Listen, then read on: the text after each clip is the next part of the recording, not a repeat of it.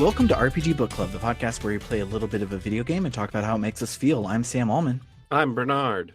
And I'm Trish. And today we'll be playing the second part of Paper Mario: The Thousand Year Door for the Nintendo GameCube, covering Chapter 1, Castle and Dragon. But before we get to all of that, how was everyone's week? My ankle hurts. It's not even my bad ankle. My good ankle hurts. I don't know why. I didn't do anything to it. It's not fair. That's so weird. I was walking into the library to renew my library card, and my ankle just started hurting. But I was very brave, and I pushed through it, and I renewed my library card. Good. I'm very proud of you for being brave. And supporting my local library. Absolutely. Absolutely. Everyone, if you don't already, please support your local library. A lot of them even have video games. They do, like mine. Don't support those. Don't support the ones that have video games. Those are the unethical ones. So my wife and my wife's wife have both been sick the last week, almost the entire week. By today, they're mostly over it and getting better. But so I've been spending the last week taking care of them, making trips to the store to get anything they need, cooking dinners and yada yada yada, you know. But also at the same time as that, also just haven't been able to, you know, I've been trying to avoid getting sick, which as it turned out was useless because the last couple of days my throat is starting to feel yucky, so I'm guessing I'm starting to come down with it too. It's just been a little bit sad and lonely because of that. Been doing that, and I've been playing more, continuing to get into Legends Arceus. If I get into, I mean, do silly post-game nonsense that no person should ever subject themselves to. Continuing to try to get a perfect Pokedex with every entry. I'm currently working to finish up Crobat's perfect Pokedex entry. Did you say Crobat? I did say Crobat. I did all the evolutions. Nice.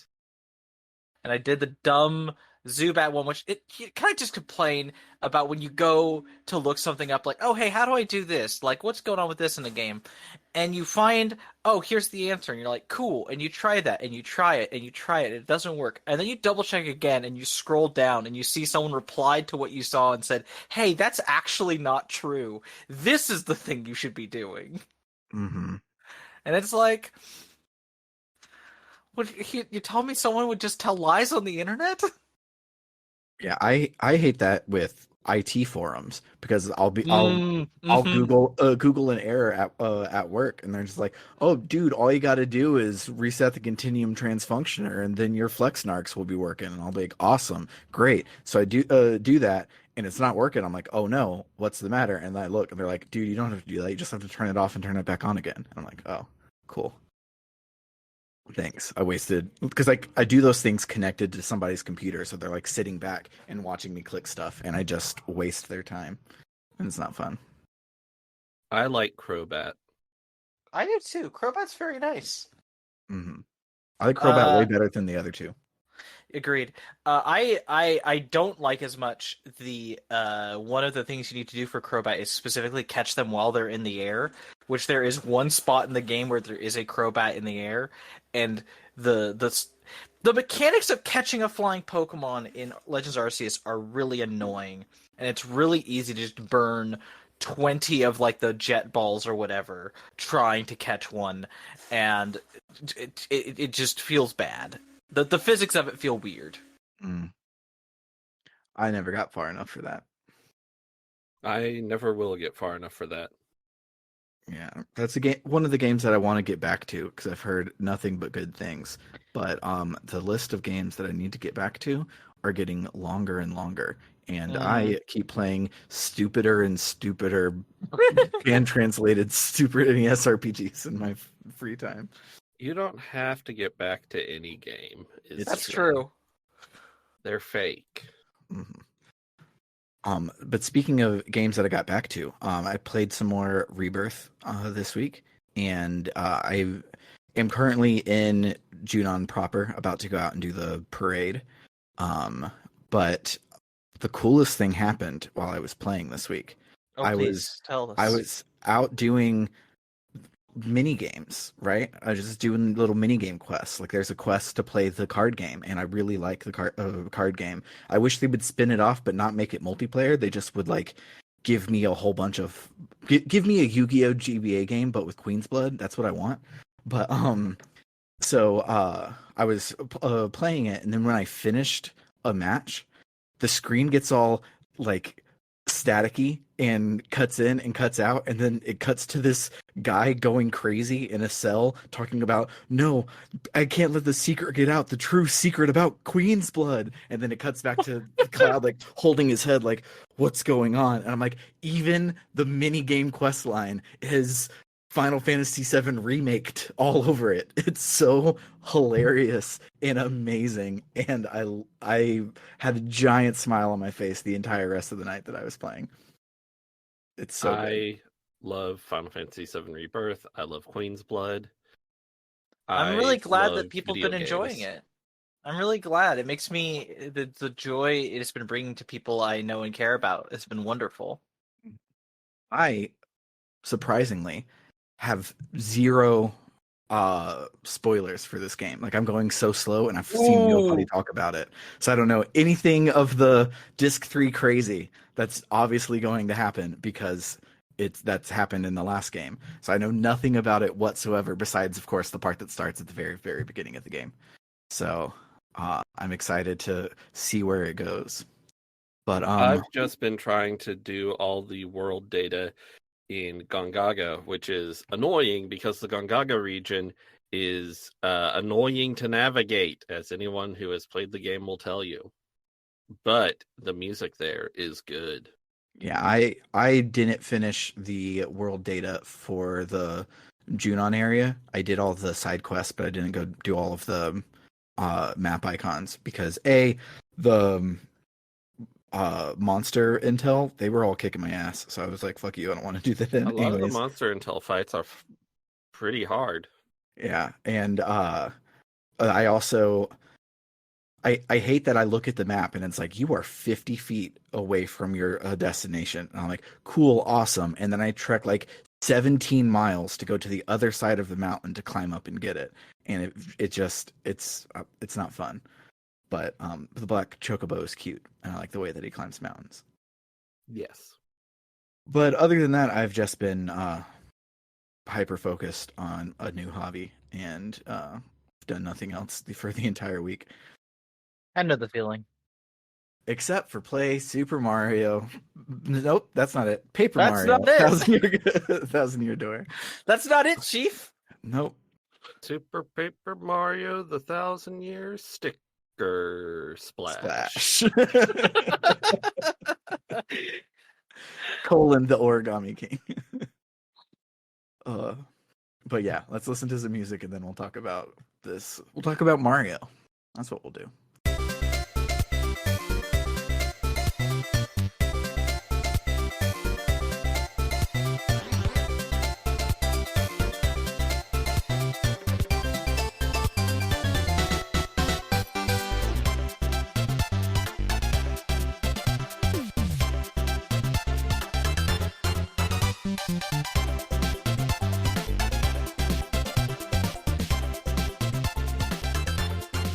Mario and Goombella, ready to start their adventure, head underground to find the pipe that leads to Petal Meadows. On the way, they have to fight a giant blooper, and it's not hard.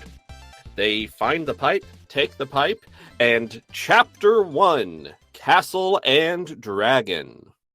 I feel like a little phoning it in with that chapter title. Yeah, there is a castle and there is a dragon, but I mean, it's it's truth in advertising. Just sometimes your truth in advertising is so truthful that it's like, did you didn't need to advertise that? yeah. They arrive in Petal Meadows, and immediately they hear a mighty roar and see a giant dragon fly to a far-off castle. They pass some rocks with conspicuous holes in them on their way to the local town of Petalburg. The requisite dude who stands at the entrance of the town to greet people says the dragon Hooktail has been terrorizing the town. Goombella asks if he knows about the crystal stars. He doesn't, but he suggests they go ask the mayor.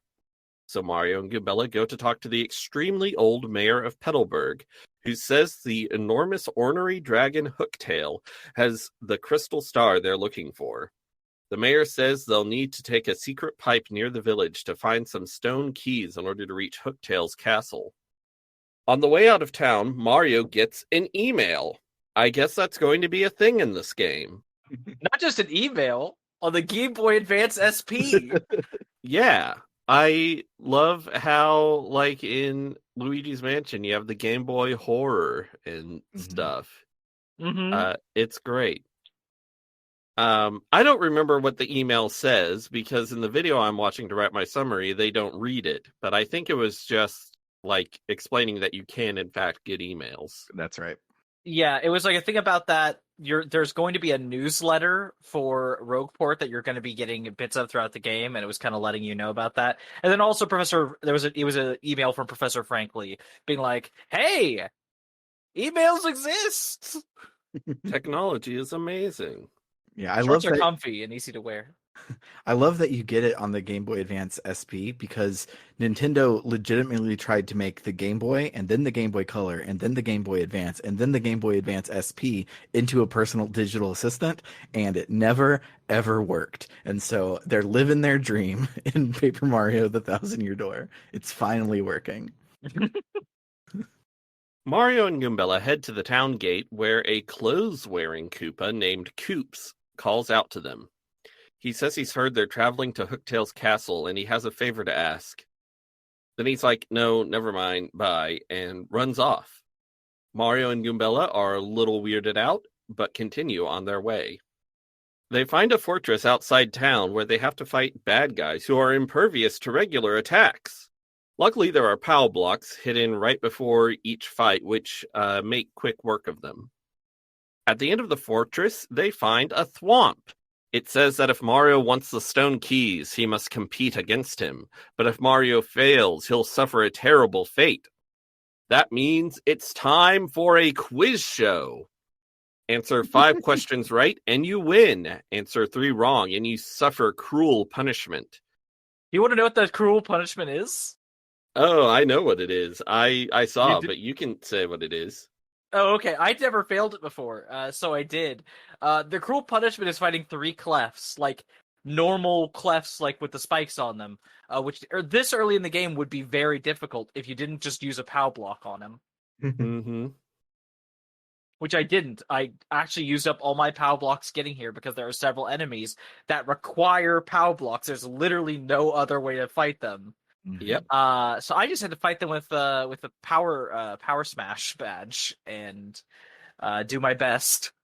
Yep. Most of the questions aren't hard, so probably you won't fail unless you try.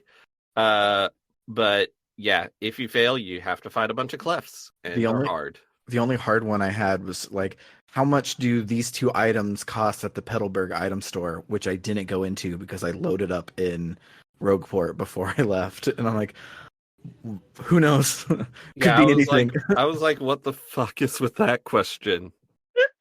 It's a real like, hey, were you paying attention to the things in this game? No. No, okay. It's like when Chuck Quizmo asks you how many windows Goombario's house has, and I'm like, what the fuck? How am I supposed to remember that? The answer Am is I 1. Sherlock fucking Holmes? No. It also reminded me of in the beginning of Trails to Azure when Randy's uncle shows up and he's like, how many people were on that train that just passed by? I was like, I don't fucking know. It's not fair. Yeah.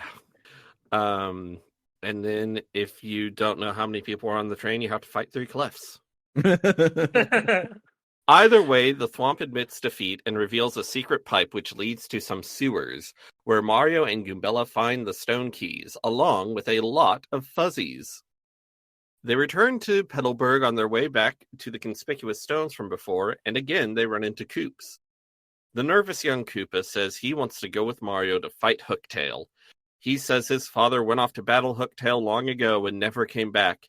He wants to get revenge and finish what his father started, for everyone's sake. Koops joins the party. He's like Cooper from the first game, except he's got a fun twist on his shell shooting ability. You can shoot it out, but then make him stay there and go off and do something else. And then when you release the button, he goes back and he can hit stuff on the way back.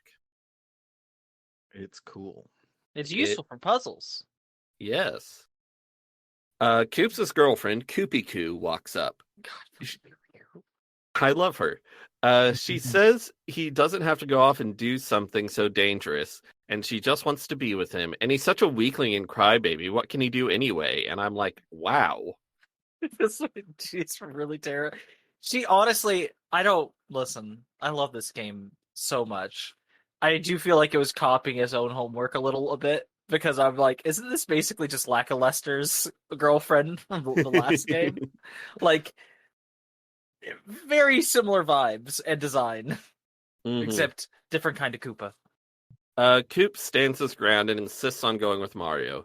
Koopy Koo isn't happy and does the shell shooting thing at them about it, but she can't really stop them. Mario uses the stone keys on the conspicuous stones and reveals a puzzle which requires using Koop's partner ability. After they do that puzzle, a pipe appears, leading directly to Hooktail's castle. Mario and friends enter the castle and face many puzzles and enemies. Partway through, Koops notices a particular Koopa skeleton among the Koopa skeletons littering the castle, which he just knows belonged to his father. The skeleton is holding a letter. Quote, I came to this castle to destroy Hooktail, but I am stuck and can go no further. So, in this letter, I shall note Hooktail's weaknesses for those who follow. The dread Hooktail cannot tolerate creatures that begin with CR and end with ICKET. Hidden somewhere in this castle is an item related to Hooktail's weakness. If one is to have any hope of defeating Hooktail, one must first find that item. One last thing. If faced with ultimate doom, the fiend will use any trick to save itself. If you hope to defeat it, do not give in to your kinder nature and fall for its tricks. Alas, I do not have the strength to continue writing. Already mist veils my eyes. My last words go to my son, Colorado. I love you, and I'm proud of who you've become. That wasn't Koops' father at all. Trombone sound effect. Koops had some real Gorgug energy right here. Yeah, He's he like, really oh. did. He's like, oh, that's my dad. And then immediately he was like, oh, it wasn't my dad. But those bones over there, absolutely my dad. Wait a minute, Mayor of Pellbrook, are you my dad? Wait, the famous archaeologist Colorado is my brother? Also, Colorado's dad was proud of him. I mean, I'm sorry, I couldn't help the joke. Yeah. Our heroes continue through the castle and encounter another large black treasure chest. A voice from within asks Mario to open the chest and let it out. It promises to not curse Mario. What could go wrong? Mario finds the key, unlocks the chest, and an evil spirit appears. Oh, no. It hits Mario with a terrible curse. Mario is now doomed to turn sideways and become thin like a piece of paper when he holds the R button. Truly evil. Utterly despicable. I love that Nintendo games try to make characters in universe explain controls. It's the stupidest thing in the entire world. Like, imagine you're just talking to somebody. It's like, oh, to do that, you need to press the X button. And it's like, what the fuck? It reminds me of, have you seen, we phrase it that way, have you seen those videos, I think they were TikToks, of people acting like they're Elder Scrolls characters at a college? Yes. I love them. They're so good.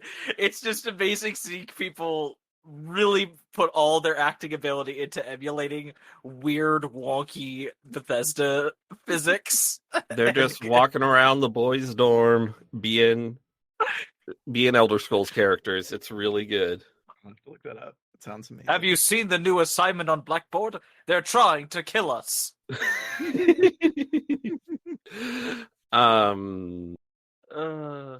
Mario uses this terrible curse on his way out of the room to pick up one of those worthless badges that just changes the sound effects when you attack.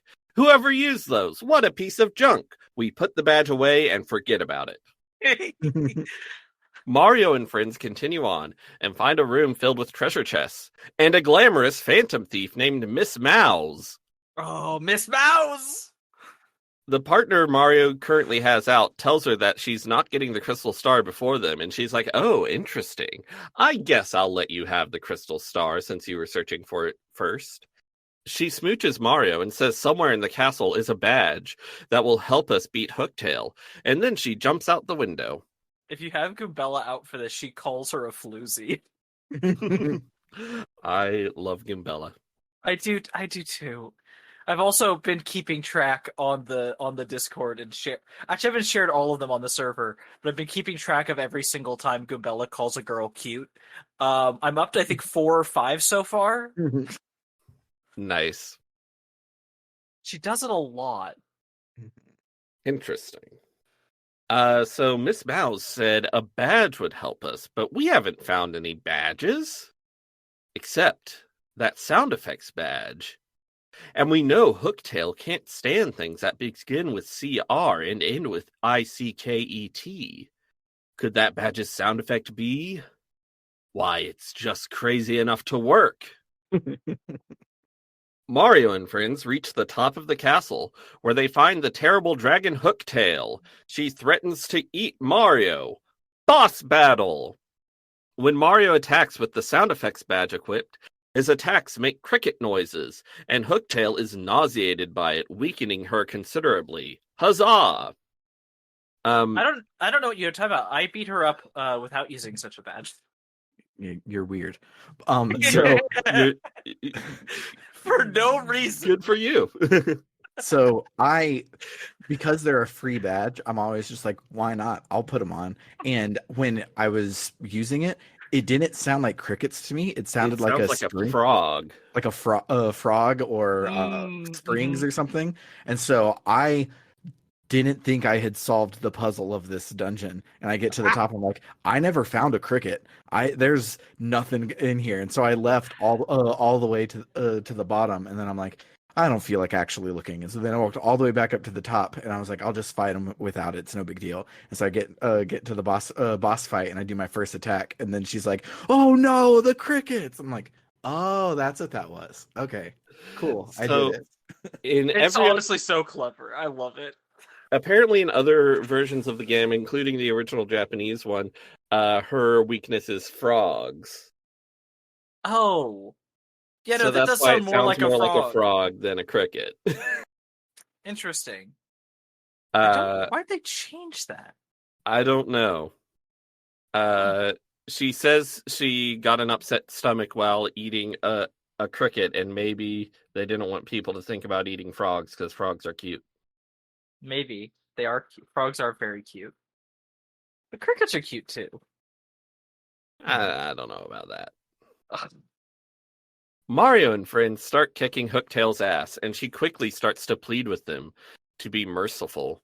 She offers 1,000 coins, a super special rare badge, and even the opportunity to smell her feet. But Mario stands strong in the face of temptation. In her desperation, Hooktail steps off the stage and eats part of the audience to regain health. That's fucked up. It's so cool. Like, this game has literally not had a fourth wall the entire time, and they still managed to break it, and it was so cool. I hollered when it happened. It was a great moment.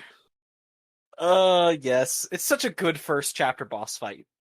Mario and friends hop off the stage and finish the fight. The defeated Hooktail barfs up a Koopa. It's Koops' father. He reunites with his son, explains how he got eaten and survived in Hooktail's stomach for 10 years, and misgenders Hooktail for good measure. What an ass. It's so just weird. Someone eats you doesn't give you permission to misgender them.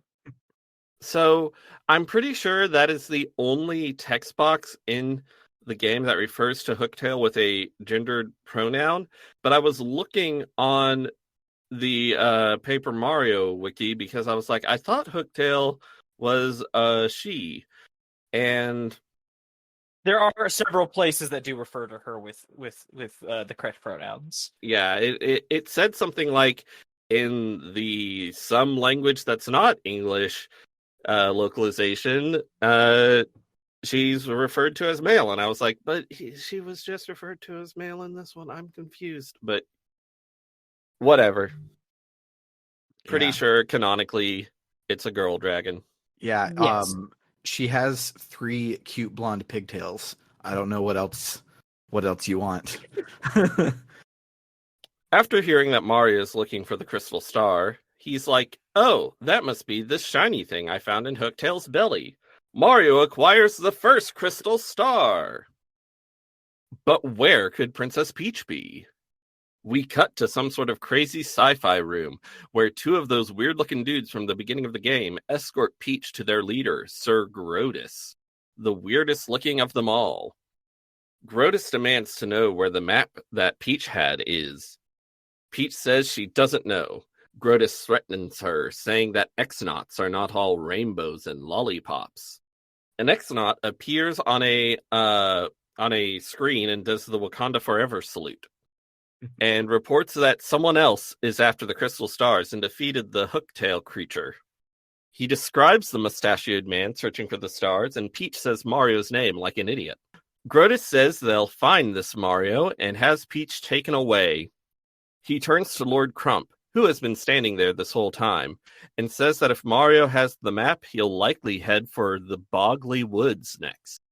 Crump is tasked with hastening the excavation there and finding the crystal star before Mario.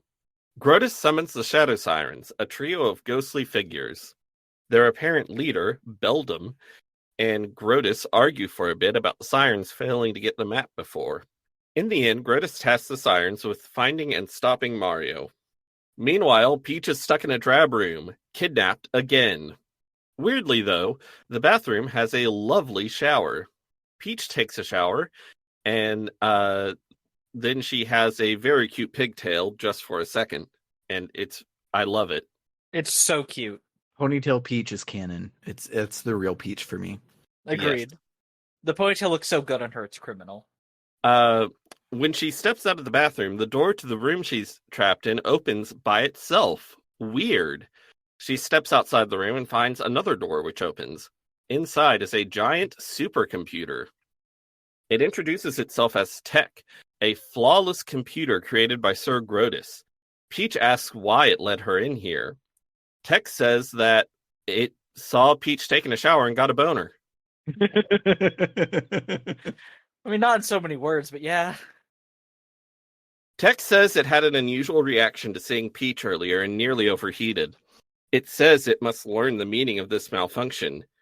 Peach is like, oh my gosh, this is so weird. Are you, like, in love with me? Tech asks what this human emotion called love is. Peach tries to explain, but Tech doesn't understand. Peach says it's not something you understand, it's something you feel. Tech asks Peach to teach it to feel this thing she calls love. Peach is weirded out. Tech says it's a perfect computer. It must understand everything. If she can help it feel love, it will grant her whatever wish is within its power. While it can't let her escape, it can grant other wishes.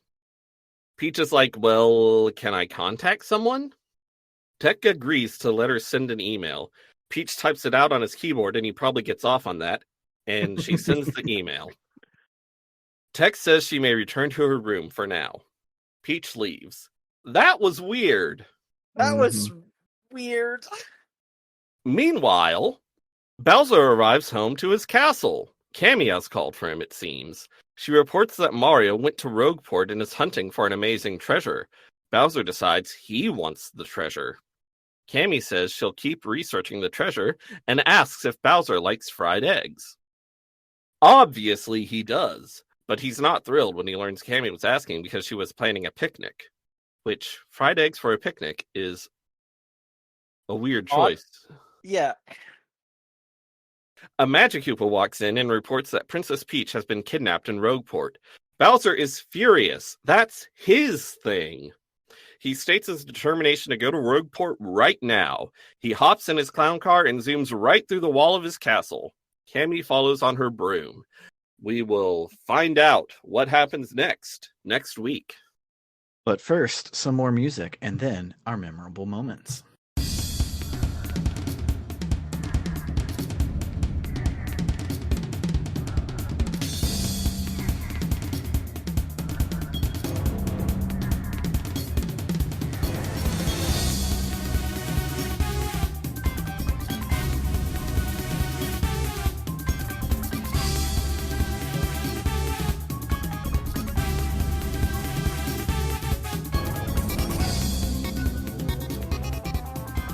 My main memorable moment is this game rules, but my secondary memorable moment is one of the little X-Nauts, which, by the way, X-Naut is hilarious because it's just X's and O's. It's a very, very good name. I love Nintendo Treehouse. But secondly, the dude runs in and he says, "You rang, dude? I mean, sir? You rang, sir? Grotus, dude? Grotus, sir? Grotus, sir?" It's so good. The X-Nauts are weird. They're so you've got like Rotus, who's full just complete stoic villain vibes. You've got some of the X-Nauts who have very silly personalities like that, and they have Lord Crump, who's just like a doofus. He has like Pete from Goof Troop energy almost. Yeah, it's a weird group. And also they have these weird like shadow people on staff, apparently. I don't know what their deal is. I called them ghostly, but I'm pretty sure they're not ghosts. I think they're more like pirate contractors. Yeah, I don't know. Similarly, the bit where you're Bowser, first of all, for literally no reason, you're able to hit B and have Bowser be able to breathe fire. There's no use for this at all, but it's really fun, and I love that it's there. But also just a bunch of fun things you could do while walking around and talking to his minions, or examining the room. My favorite one that has always stuck with me being there's one of the, it's Bowser. He loves filling his castle with like statues of himself. One of them you examine and he's like, "Wait a minute, the iron, this is a jewel. It's the Bowser jewel." Just kidding. Yeah, it's so good. He even did you obtained the Bowser jewel. As a kid, I think that actually fooled me, and I was really confused why it never came up again. There was a kid in the game who talked to me about how he was playing Fire Emblem on his Game Boy Advance, and I was like, "You remind me of me at your age." So he has 3 phases before you play. Actually, more than 3 phases, but at this point in the game, we've only gotten up to his first 3 phases of dialogue. He is playing Fire Emblem on the Game Boy Advance at first, and then after you get the keys at the Wolf's Fortress, that whole bit with the Gold Fuzzy, and come back to town. He now has apparently already finished that and has moved on to playing Paper Mario on the Nintendo 64. And then after you've beaten Hooktail and finished Chapter 1 and talked to him again, he has just started Thousand Year Door on the GameCube and talks about how much he loves the GameCube and how much fun this game is so far. Is there gonna be a fucking Spaceballs scene where he catches up to this scene? You think Spaceballs, I think House of Leaves. Either way, same thing. Wait, what? Yeah, House of Leaves is just an adaptation of stuff. I think my brain's melting out of my ears. Basically the novelization of Spaceballs. Someone send help! I'm trying to remember what my other memorable moments are. The problem is I never write down my memorable moments, but also I'm really excited to play this game, so I play it early. The past 2 episodes I've played it early because I love this game and I want to play it. I have a few fun things, little tweaks from the last game to this one that I think are worth mentioning. We talked about the audience mechanics and things like that last time a little bit, but another thing we didn't mention, because this game loved to add just 8 different new mechanics onto the battle system, and I love it for that. One of them is bingo, where every time you successfully do an action command, you get a little bingo thing up in the top. It says bingo. It's actually more like a roulette wheel. Yeah, not a roulette wheel. Slot machine. It's like a slot machine. It's very much not what bingo is, but they call Yeah. it bingo. You get one symbol, and then if you at random of a bunch of different things, basically representing different things you have, and then you get a second one.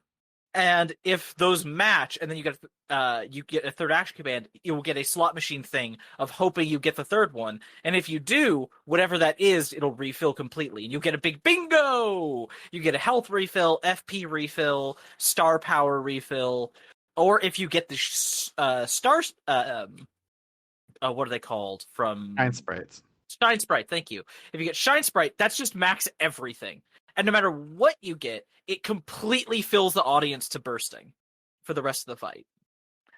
It is a mechanic that doesn't come up very often, but it's really fun when it does. Though you There's should. Oh, there's also poison mushrooms on there, and I don't know what those do because I've never gotten the bingo for them.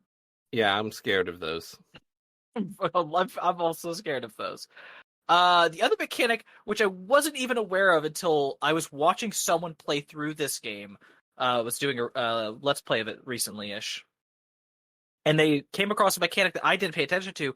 There are some badges, so like the last game, there were some duplicate badges, but the duplicate badges were things for power plus or HP plus, things that just buffed up a stat for simple. Here, you get duplicates of things like power jump or sleepy stomp. And the reason you can get multiple is you can equip multiple of them. And if you do, it raises it will, so like if you get multiple power jumps, it will raise the damage of power jump, but also raise the FP cost of it. And if you get multiple sleepy stomps, it will increase how long the enemy stays asleep, but raise the FP cost of using it. And it's just a really neat ability. It also allows them to, because the last game there was like a power jump and then like an ultra jump or a mega jump. Like there was multiple badges of different increasing strength of jump attacks. And this time they are able to just do away with that and just be like, well, you can find multiple power jumps, and if you equip all of them, they will get to the best version. That is really cool. There's so many weird mechanics in this game, and I love how Paper Mario 64 is so elegantly, perfectly constructed. But I also love how in this game they've just thrown a whole bunch of shit on it and made it absolutely insane and off the wall and crazy. And I feel like that is something that happens in Nintendo games sometimes. Like I'm thinking specifically of Pikmin 1 is this very carefully constructed like play almost where you have this countdown and you have everything timed out perfectly to that. But then in Pikmin 2 it's just like there's just a million things to do. There's no time limit. Just go crazy. Yeah, Nintendo. I feel the first one in the series is their like proof that it's good and it's fun and it's really refined, and then the second one is like, let's see how far we can push it, and they expand on it greatly. And I love that. And the second ones usually become my favorites because I'm a freak that likes way too much stuff in my video games. Sam, you just in the host chat posted the names of the I'm Yes. chapter titles in other Yes. languages, so and upset. I like the translation of the Japanese one with Mario, the castle, and the dragon because it sounds like a Harrison Lemke song title. Okay, but I'm And- annoyed that in Spanish it's the good, the ugly, and the bad. Like, are you joking? I don't know. That has more character to it. Yeah. But my favorite one, and the reason I put it in there, is we thought that Castle and Dragon was the laziest name that Nintendo Treehouse USA could have came up with. So Nintendo Treehouse EU said, "Hold my beer," and in French, it's literally Mario plus Castle plus Dragon. Baz Luhrmann wrote that one actually. Um. Oh, I'm trying to think. Oh, do we want to cover the Do we Trouble want to Center? cobble? I do. Do we want to cover the Trouble Center this week or next week? I don't The know what? what that is. So next week. so Next that I week. have the Okay. opportunity to find it. Well, I will say, because I didn't know this until this week, at least, it's an immediate thing about getting back to Rogueport. Uh, I always thought the whole thing with that lady in her contact lens was the contact lens came in when the story wanted you to get to that part of Rogueport. Like, that's how most video games work, right? Like, that's the roadblock, and you're not supposed to get there until this chapter. And, like, yeah, that makes sense. No, apparently. It just shows up one chapter later. So, if you I ordered didn't order it. you fool. If you order it before in the prologue, it shows up after you beat chapter 1. And so I can get into West Rogueport now. And I can go to the casino and gamble, and I'm happy. Dang it. This game. I can't. Gosh. Also, fun thing to point out, which I'm like, I actually haven't tested this, and I'm kind of scared to, and I don't know if I ever will. So money feels a lot tighter in this game than in the last game. There's a lot of things to spend your money on, and despite starting with way more money than they give you, you get no money at the start of the last game. You'll run out of it very quickly, and where the last game I felt like I always had enough money and items for what I wanted, pretty much. This one I've just been like really stressing about it at times, and it feels like they give you a devil's bargain because the badge shop you can sell your badges. Oh shit. And I'm like, I don't know if you do that. Do they add that badge to the shop's roster so you can buy it back? Or is it just gone? I don't know. I don't know, and I'm scared. But that's I think all of my memorable moments. I think of all the chapters of this game, chapter 1 is the most standard, if that makes any sense. Like, it's the most to formula compared to the first game. Like, the dragon is definitely something new and different, and they have a lot of fun with the badge thing, and with Coops, like, has a little bit of an arc in this chapter, which is probably more than any single character got in the first game. But I would still say for this game, this is the most bog standard of the chapters, and I'm very excited to see how Sam reacts to all the twists and turns ahead of us. Yeah, because while I was playing this week, I was like, this game almost feels like they just did Paper Mario again, but they did it better this time.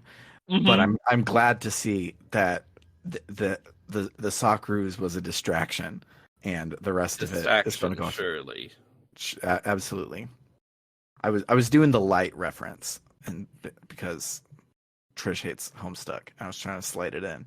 But do what you want. I'll endure. I snuck I'll a endure. Homestuck reference in there as well. And I'm glad to see that the rest of them are a little less standard, and I'm excited to see where it goes from here. But other than that, I've been trying to do stylish commands, and Coops and Goombet are actually stylish. Mario looks stupid. He does. I love the backflips, though. The backflips when you do a hammer attack. Those are fun. I love that he does a backflip, but it's not like he animates a backflip. His sprite just flips over. Well, so fun thing, you can, with a normal hammer attack, you can just do one backflip and then like a raise your hands up like. Mm-hmm. But if you do a power smash, you can do, I think, up to 4 backflips before then doing the final. And each time you do, the jump gets higher and higher and higher. You love to see it. But yeah, Coops break dances, and that's so cool for being a snivelly little weirdo that, as a character so far, I don't really care anything about him in battle. I'm like, man, he's so cool. He can spin on his shell. But where's that kick yourself up from on your shell when you get hit with a jump attack, Coops? Why does it take you a turn then, but you can just do it to be cool now? But yeah, I think that will do it for the week. If you like what you heard today, you can head on over to www.rpgbook.club, where any and all donations will help us cover the cost of running the show and making it better. I realized, because we got a new person in the Discord this week, shout outs to new person in the Discord, I haven't been mentioning that the Discord is a pinned post on our website. So if you want to come and hang out with us in the Discord, we have one. You can get to it at www.rpgbook.club. I put everything there to be in one spot. So, yeah, we have a Discord. You can come talk to us. If you want, you can set up a recurring monthly donation to get some additional benefits. Where if you donate $1 more a month, you get access to our bonus feed. Where this week we still didn't play Kaseki because we're getting hit by the Kaseki curse again. So this week, me and Bernard are picking back up in Star Ocean First Departure, and we will probably do Kaseki next week. We literally are all ready. We have written the notes, played the game, we're ready to go, but it's just hasn't been happening because the Kaseki curse.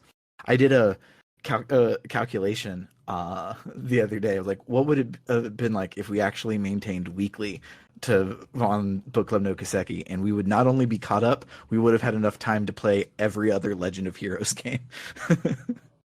So yeah, the Kaseki's curse is very real.